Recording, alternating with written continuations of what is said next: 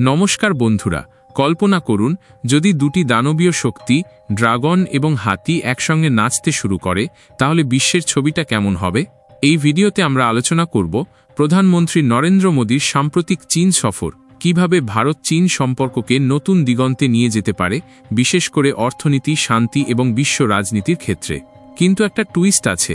ট্রাম্পের ট্যারিফ যুদ্ধের মাঝে এই ঘনিষ্ঠতা কি সত্যিকারের ভারত-চীন বন্ধুত্ব নাকি অস্থায়ী যুদ্ধবিরতি? শেষ পর্যন্ত দেখুন, কারণ শেষে আপনারা জানতে পারবেন এমন কিছু তথ্য যা আপনাদের ভাবনা পাল্টে দিবে। বন্ধুরা, 2020 সালের গালওয়ান উপত্যকার সেই উত্তেজনাপূর্ণ সংঘর্ষ যা দুই দেশের সম্পর্ককে পুরোপুরি ছিন্নভিন্ন করে দিয়েছিল, সেই ঘটনায় আমাদের বীর যোদ্ধারা শহীদ হয়েছেন এবং তারপর থেকে সীমান্তে চাপা উত্তেজনা চলছিল। কিন্তু এখন 5 বছর পর কিছু একটা বদলাচ্ছে যা ভারত-চীন সম্পর্ককে আরও কাছে আনছে। ট্রাম্পের বাণিজ্য যুদ্ধের মাঝে ভারত এবং চীন হাত মিলিয়েছে। এই বৈঠক শুধু কূটনীতি নয়, এটা একটা বিশাল পরিবর্তনের সূচনা। আর এই সফর কিভাবে ভারতের অর্থনীতিকে শক্তিশালী করতে পারে এবং বিশ্বের ভারসাম্য বদলে দিতে পারে, জানতে শেষ পর্যন্ত অবশ্যই দেখুন। 2025 সালের 31 আগস্ট তিয়ানজিনে সাংহাই কোঅপারেশন অর্গানাইজেশন SCO সম্মেলনের সাইডলাইনে মোদিজি চীনের প্রেসিডেন্ট শি জিনপিংয়ের সঙ্গে দ্বিপাক্ষিক বৈঠক করেছেন। এটা 7 বছর পর মোদিজির প্রথম চীন সফর এবং এর মাধ্যমে দুই দেশ শান্তি, বাণিজ্য এবং সহযোগিতার দিকে এগিয়েছে। কিন্তু এই সফরের পিছনে কি আছে, চলুন ধাপে ধাপে দেখি। প্রথমে ব্যাকগ্রাউন্ডটা একটু বুঝে নেওয়া যাক। 2018 সালে মোদিজি শেষবার চীনে গিয়েছিলেন একটা অনানুষ্ঠানিক সম্মেলনে, যেখানে দুই নেতা সম্পর্ক উন্নয়নের চেষ্টা করেছিলেন। কিন্তু 2020 সালে চীন ভারত গালওয়ানের সংঘর্ষ সবকিছু বদলে দিয়েছে। ভারত চীনা অ্যাপ ব্যান করেছে, বিনিয়োগে নিয়ন্ত্রণ আনিয়েছে এবং সীমান্তে সৈন্য মোতায়েন বাড়িয়েছে। এখন 2025-এ ডোনাল্ড ট্রাম্পের দ্বিতীয়বার প্রেসিডেন্ট হয়ে ভারতের উপর 50% ট্যারিফ লাগানোর ফলে দুই দেশ কাছাকাছি এসেছে।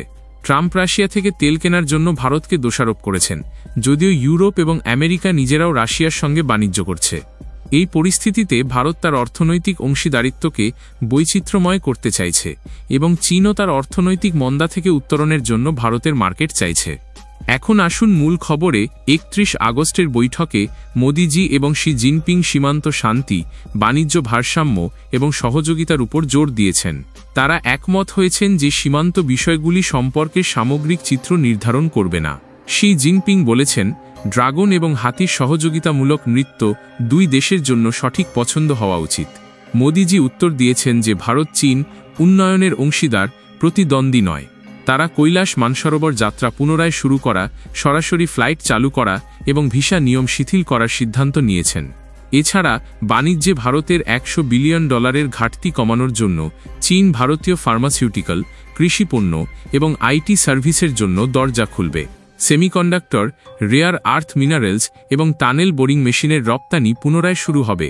এই সম্মেলনে মোদিজি মিয়ানমারের সিনিয়র জেনারেল মিন অং লাইংয়ের সঙ্গেও দেখা করেছেন, যেখানে ভারত মিয়ানমারের উন্নয়ন সাহায্যের প্রতিশ্রুতি দিয়েছে। SCOতে রাশিয়ার প্রেসিডেন্ট ভ্লাদিমির পুতিন এবং পাকিস্তানের প্রধানমন্ত্রী শাহবাজ শরীফের সঙ্গে গালা ডিনারে অংশ নিয়েছেন। চীনের পলিট ব্যুরো সদস্য কাই কিউয়ের সঙ্গে আলোচনায় দুই নেতার দৃষ্টিভঙ্গি বাস্তবায়নের উপর জোর দেওয়া হয়েছে। 2026-এ ভারত ব্রিক্স সম্মেলনের আয়োজক হবে এবং মোদিজি শি-কে আমন্ত্রণ জানিয়েছেন। এই সফরের ফলে লাদাখের অবশিষ্ট পয়েন্টগুলিতে ডিসেঙ্গেজমেন্ট চলবে এবং সীমান্ত হটলাইন শক্তিশালী করা হবে।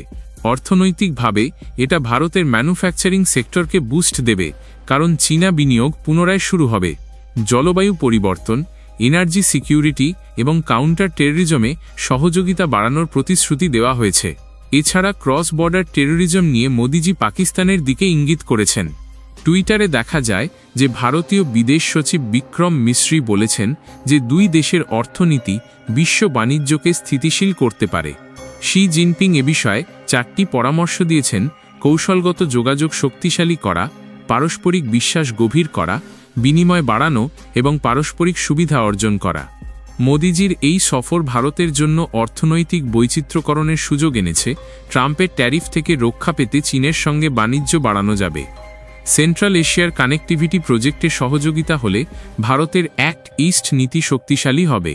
কিন্তু সতর্কতা দরকার, কারণ চীনের অতীত আচরণ বিশ্বাসযোগ্য নয়। মোদিজির কথায় পারস্পরিক বিশ্বাস, সম্মান এবং সংবেদনশীলতা আমাদের গাইডিং নীতি হবে। এটা একটা পজিটিভ স্টেপ, কিন্তু গ্রাউন্ডে কি হয় তা দেখতে হবে।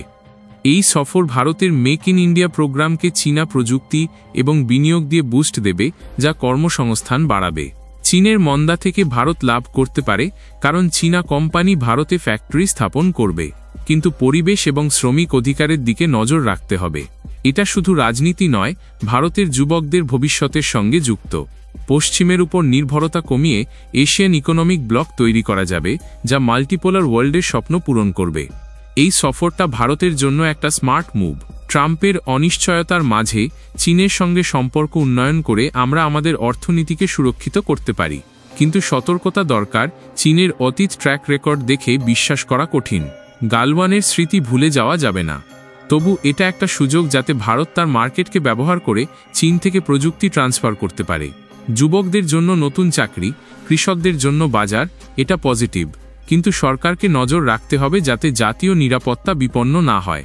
সামগ্রিকভাবে এটা মোদিজির কূটনীতির জয়, যা ভারতকে বিশ্ব মঞ্চে আরও শক্তিশালী করে তুলবে। বন্ধুরা, এ বিষয়ে আপনাদের কি মন্তব্য আমাদের কমেন্ট করে অবশ্যই জানান। ভিডিওটিকে ভালো লাগলে লাইক, শেয়ার এবং চ্যানেলটিকে সাবস্ক্রাইব করবেন।